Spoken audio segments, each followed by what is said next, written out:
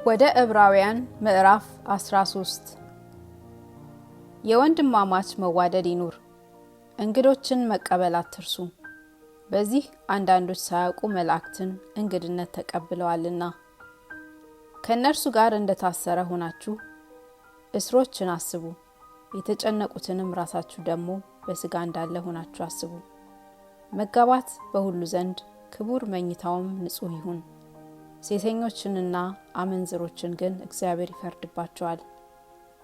አካሄዳችሁ ገንዘብን ያለ መውደድ ይሁን። ያላችሁም ይብቃችሁ።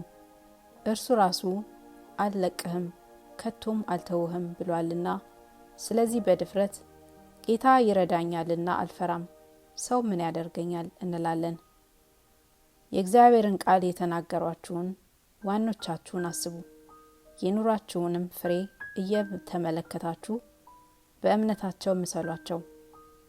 ኢየሱስ ክርስቶስ ትላንትናና ዛሬ እስከ ዘላለምም ያው ነው። ልዩ ልዩ አይነት በሆነ በእንግዳ ትምህርት አትወሰዱ። ልባችሁ በጸጋ ቢጸና መልካም ነው እንጂ በመብል አይደለም። በዚህ የሚሰሩባት አልተጠቀሙምና መሠዊያ አለን፣ ከእርሱም ሊበሉ ድንኳኒቱን የሚያገለግሉ መብት የላቸውም። ሊቀ ካህናት ስለ ኃጢአት ወደ ቅድስት የአንበሶች ደም ያቀርባልና ስጋቸው ግን ከሰፈሩ ውጭ ይቃጠላል።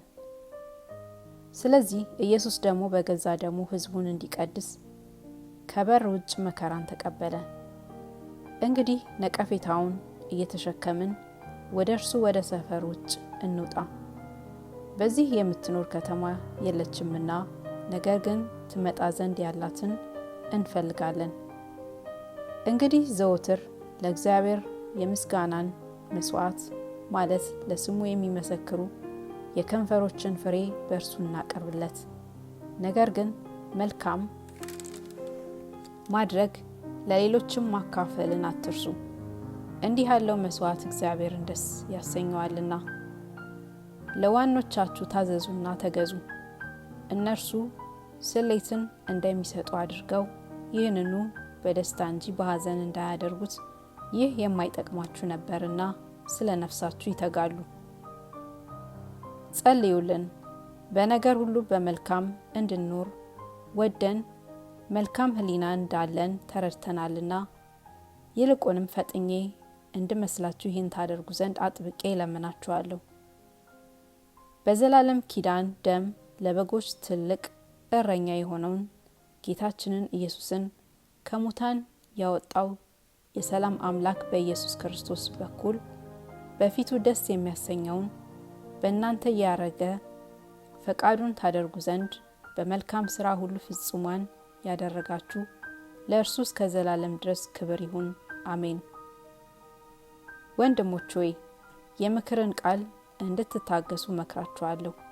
በጥቂት ቃል ጽፌላችኋለሁና ወንድማችን ጢሞቴዎስ እንደተፈታ እወቁ። ቶሎ ብሎም ቢመጣ ከእርሱ ጋር አያችኋለሁ። ለዋኖቻችሁ ሁሉና ለቅዱሳን ሁሉ ሰላምታ አቅርቡልኝ። ከኢጣሊያ የሆኑት ሰላምታ ያቀርቡላችኋል። ጸጋ ከሁላችሁ ጋር ይሁን፣ አሜን።